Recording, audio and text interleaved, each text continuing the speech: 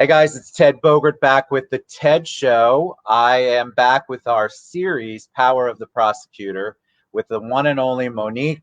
We're going to do this every time. Worrell. I did it. All right. This is what happens when you have old age, Monique. You're far from it. So here we go. Very excited to talk. We had a great engaged audience last week. We are trying to educate people so they understand what a prosecutor is and does, and understand state attorney race and the impact that it can have. And so Monique is here to share with us and kind of educate us, because I think the first time I had you on, I had a lot of questions. I don't even know what state attorney is, Ted. I don't know what it does. I don't know what it means. Why is it important? And I think it's so important. So welcome back. Thank you. Thank you so much. It's so good to be here. Um, so, I want to do a quick recap for those who weren't here last week or didn't get to see it last week, because I think it's important that people have an understanding before we get deeper into the discussion about what exactly it is that a prosecutor does. So, the power of the prosecutor is so important. And this is a race that a lot of people don't pay very much attention to, just historically speaking. They don't realize how it impacts them directly. And even though those of us who are running think that it is everything, to most people, it is nothing. I was so sad to learn that even though I've been on Facebook Live at least twice a week for the last 12 weeks, and we've got digital ads going, and there's mailers out there, and there's signs, that people are still like, who are you and what are you running for? What is state attorney? Well, you know what? You did something so good last week, and I want you to recap it too if it's not already part of it. For those of us who are like SVU fans, Law and Order, you explained that district attorney, state attorney, because I think a lot of people also don't understand what state attorney is, and that it has different names in different areas that they might be more familiar with. Yeah. So I am also a Law and Order SVU fan. I've been watching Law and Order for more than 20 years now. I remember while I was in law school, I used to schedule my classes around Law and Order. And in Law and Order, you're going to hear the term district attorney. And district attorney and state attorney are the same thing. They're just called something different. So in New York, they have district attorneys. In Florida, we have state attorneys. And the state attorney, we have 20 judicial districts, which is why we could definitely just call them district attorneys. And for each judicial district, there is a state attorney. Now, it's confusing because when you say state attorney, I know a lot of my friends from out of state, when I say state attorney, they think I'm going to be the attorney for the entire state of Florida, which would be pretty cool, but that's not the job that I'm applying for right now. That job is the attorney general. The attorney for the entire state of Florida is the attorney general. State attorney in Orange and Osceola County is for the Ninth Judicial District or the Ninth Judicial Circuit, and that is a state attorney. Now, some are for only one county, some is for more than one county, but for the Ninth Circuit, we have Orange and Osceola County, and the position is for the state attorney. And then just recap for it. Thank you, because that was so eye-opening. Last week, I had so many comments post the show, like, I'm so glad that she described that, Ted, because I didn't understand it. And also the state attorney part, most people thought that it's for the whole state, and that's the attorney general, which is also confusing for people who watch SVU. Right. So talk about why you're running. Why are you running? What is it that you want to do? What is it that the power of the prosecutor has that makes it attractive to you to want to run for that? Yeah, so that's a really good question. The reason I'm running for state attorney is because I spent my entire career as a criminal justice reform advocate. I started my career in this community 20 years ago as a public defender. I then went into private practice, and I had my own private practice for 17 years where I represented individuals who were charged with crimes.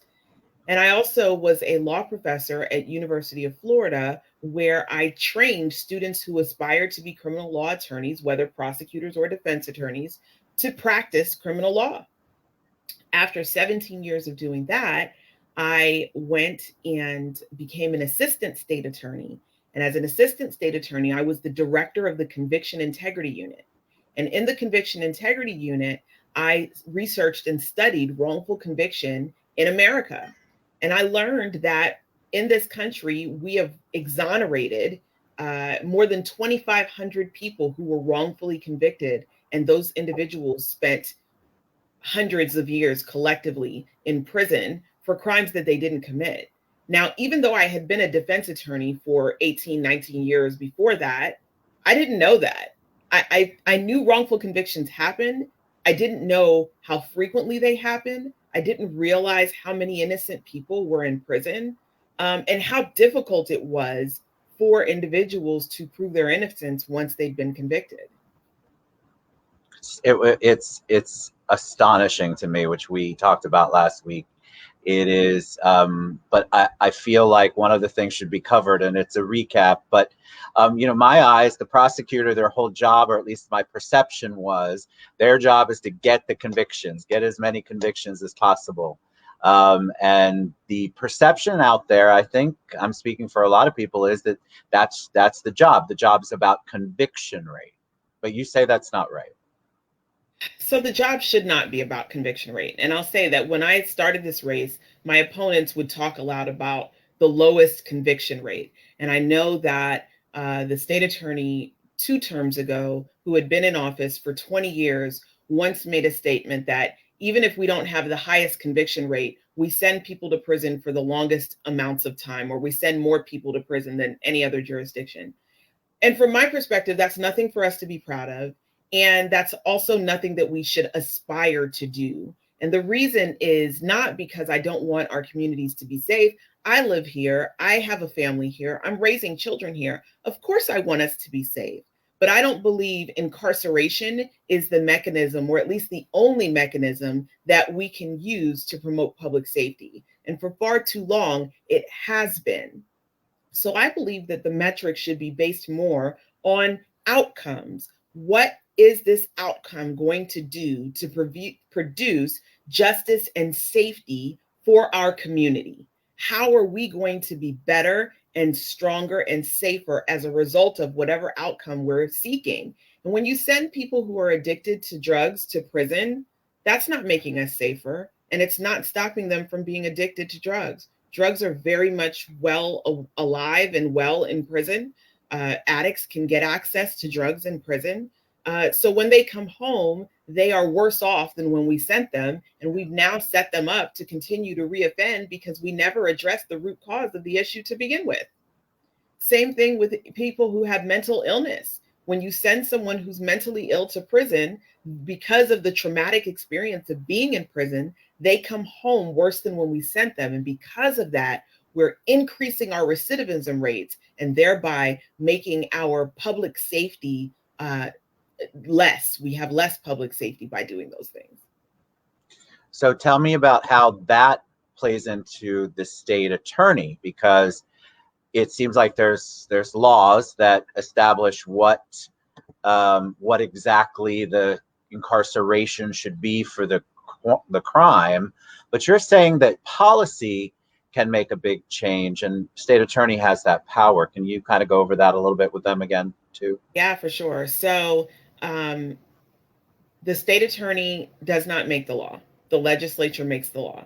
And that's really important to understand and get out there, because I want people who are interested in me and my platform to know that, one, I'm not purporting to make the law or have the power or authority to make the law. But what I do understand is that the state attorney does have the authority to implement policies on how we apply and enforce the law. And in that policy-making position, then the state attorney can decrease mass incarceration, can increase access to resources for individuals who are offending, thereby building stronger and safer communities. And those are the things that I will be doing when I'm elected state attorney. All right, so this week thank you for recapping. I think every week we should recap. It's just that information you just shared, I think it educates people each time and becomes clearer, and they understand the importance of the state attorney position. So what are we talking about this week specifically when it comes to the power of the police, of the prosecutor? Well, Freudian slip there, because we're going to talk about the law enforcement relationship with the prosecutor. Yes. And last week I started talking about the ABA guidelines that are aspirational guidelines for attorneys throughout the country. The ABA is the American Bar Association. They are not a governing authority, but they are a voluntary bar association, and they set the standards for what individuals who are in the practice of law should do. And they have a list of standards that they have set for the prosecutor. And last week we talked about many of those instances as far as the power of the prosecutor and the roles and responsibility of the prosecutor is concerned. And today I want to pick up with what they have highlighted for the role of the prosecutor as it relates to relationships with law enforcement officers. Okay. So Great. one of the things that's important is that right now everyone, is talking about, the police and holding police accountable, and, whether or not you support the police, and are the two mutually exclusive of each other. So I thought it was really important for us to talk about this, because I think that there are a lot of people who kind of feel like, well, I can't say hold the police accountable, because if I do, then it's going to look like I'm not supporting police. And then others are like, well, I can't say I'm supporting the police, because if I do, then it's going to look like I don't want to hold police accountable. And what I want to say is you can do both. You can do both. And I want people to feel comfortable understanding that you can do both, because anti-police brutality does not mean anti-police. Correct. So the ABA standards have prescribed the relationship that the prosecutor should have with law enforcement. And the first thing that it says, and for those people who want to see it for themselves, you can look up the ABA standard 3-3.2, relationships with law enforcement. And under section A, it says the prosecutor should maintain respectful yet independent judgment when interacting with law enforcement personnel. So I think that's really important, because a lot of times you hear, redeveloping a relationship with law enforcement, and we have to work together. And all those things are true. We do have to work together. But the ABA prescribes that that relationship is independent yet respectful. And I seek to redefine the relationship between the state attorney's office and law enforcement, because I feel that the line has been blurred and they began to be seen as one entity. And what that does is it kind of creates a problem with public trust, because when law enforcement behaves badly and they're seen as just being an extension of the state attorney's office, then the state attorney's office is also seen in the same way. And some of the things that have happened to kind of promote that, I saw a video come out, I don't know if you saw it, Ted, about a law enforcement officer with OPD who was awarded Officer of the Year in 2017. And there was a video that talked about the fact that he had several claims of police misconduct and police brutality, and he routinely was stationed in the Paramore community, and the residents of the Paramore community described his activity as like terror on the neighborhood. And when things like this happen, what we do is we say to the community that we don't care about your concerns. We don't care about how this officer's behavior impacts your community. But we also say to other law enforcement officers watching that this behavior is not only acceptable, but it's also aspirational, right? Because we're awarding this person a specific distinction that holds them above other officers. And how does the state attorney come in? How would the state attorney come in your eyes, to correct that, or begin to correct that and shift it back so that that is not the acceptable, and that those are the exception to the rule, rather than what the Paramore people felt was that they had a reign of terror there for a while. I did see that. So, it's one of those things. In addition to that, is that Orlando is fourth in the nation for excessive use of force complaints. And I believe that the state attorney has a responsibility for quelling that. And the only way to do that is by holding law enforcement officers who are responsible for inflicting violence upon the community responsible for that violence. If we look at what happened with the George Floyd situation, that particular officer had repeated complaints of police brutality and misconduct. And had he been removed, had he been prosecuted, then George Floyd would still be alive today. So that is a huge responsibility. And I think it goes hand in hand again with the power of the prosecutor, but also with that power goes a great responsibility, because it was the prosecutor's responsibility to react to those claims if they were aware. And currently, the way our situation is set up, the state attorney's office doesn't have a mechanism with which to be aware of complaints of police misconduct or violence on the community.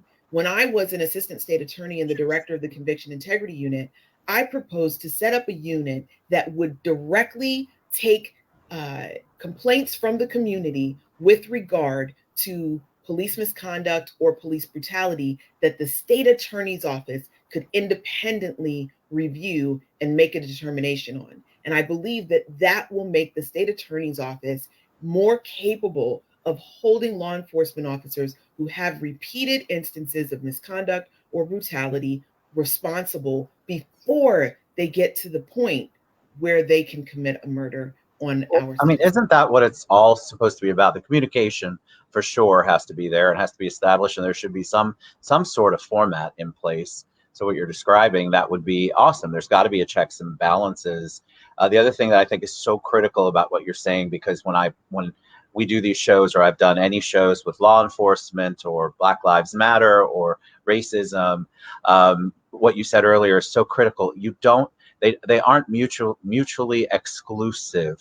And so what you're saying is that it is the repeat offenders, the people who have a history of um, of this behavior in the field with people out with the community and with the citizens, that need to have a checks and balances in place, that need to be held accountable. The thing that I always hate hearing is that you either are Black Lives Matter or you are Blue Lives Matter, which is one of the things. And we talked about that last week. It's just so important that you can support both. And what you're talking about doing is doing it in a way where the people who should be held accountable are held accountable.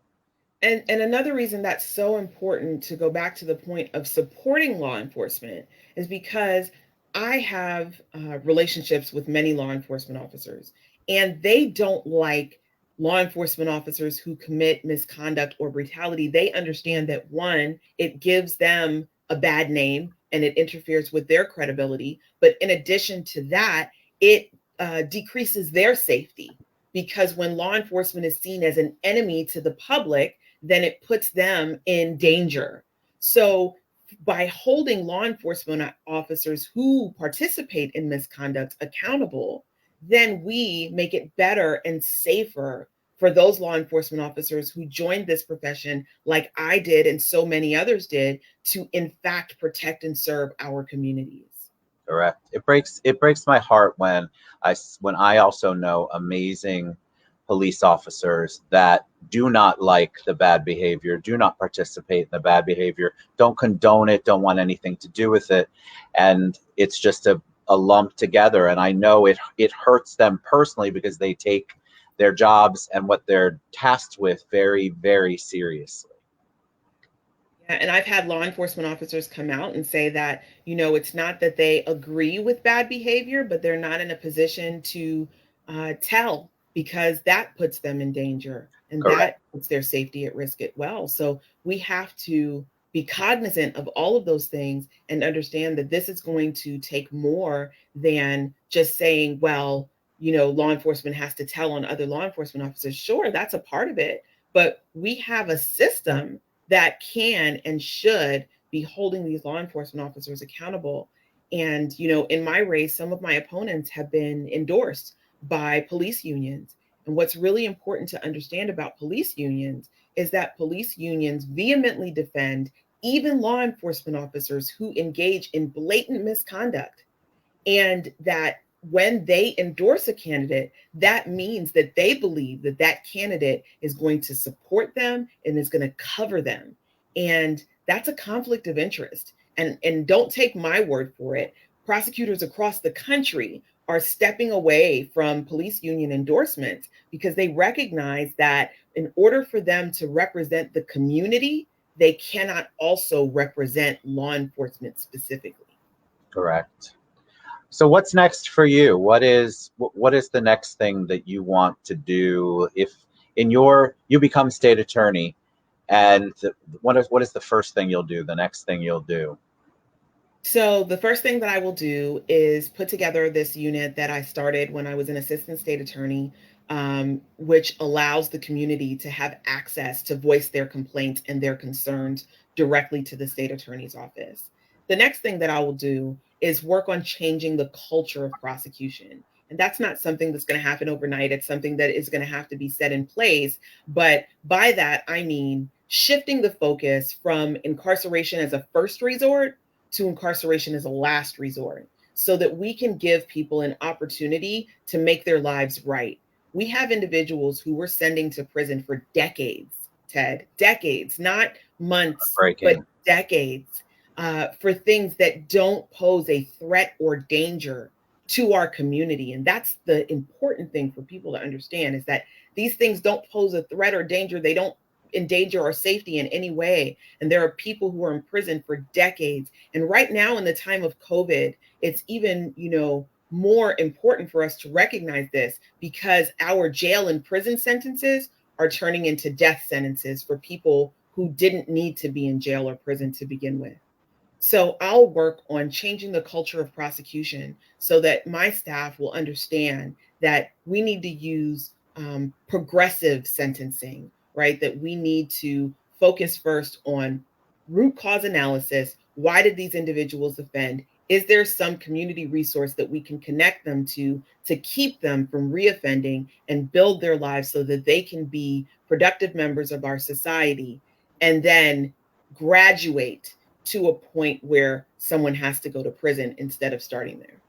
I love that. I would love to talk about the whole decarceration movement and at another time. All right. So how do people get involved if they want to learn more about your campaign, want to learn more about the state attorney, what the power of the prosecutor is? What's the best way for them to reach you? They can follow me on Facebook at Monique Worrell for State Attorney. They can go to my website at moniqueforstateattorney.com. They can follow me on Instagram at Elect Monique State Attorney. And please reach out to us, ask questions. I have been just honored to have citizens go in my inbox and send me questions for me to answer about concerns that they had about things on my platform. Well, when you say you're not going to ask for cash bail, what does that mean? Are dangerous people going to be out in the streets? And it gave me the opportunity to say, no, absolutely not. All it means is that I'm going to be decriminalizing poverty. So the fact that someone can't afford to get out of jail when they're arrested isn't going to be the deciding factor. It's going to be their dangerousness, their risk of non-appearance. And those are the things that we're going to take into consideration when we are asking for pretrial release conditions, not money. So please reach out to me, ask me questions. I would love to interact with you. And Ted, as always, thank you so much for having me and giving me the opportunity to speak to your audience. Thank you for educating us. I think it's just so critical. I don't know. I wish we could do this with everything that we vote on, decide on, have a real in-depth conversation. And we'll be back next week. We have 2 weeks left, I believe, and we'll be talking about something more along the lines of the power of the prosecutor with Monique Worrell. Thank you so much for being on the show. Thanks, Ted. All right. See you guys next week. Have a good one. Bye.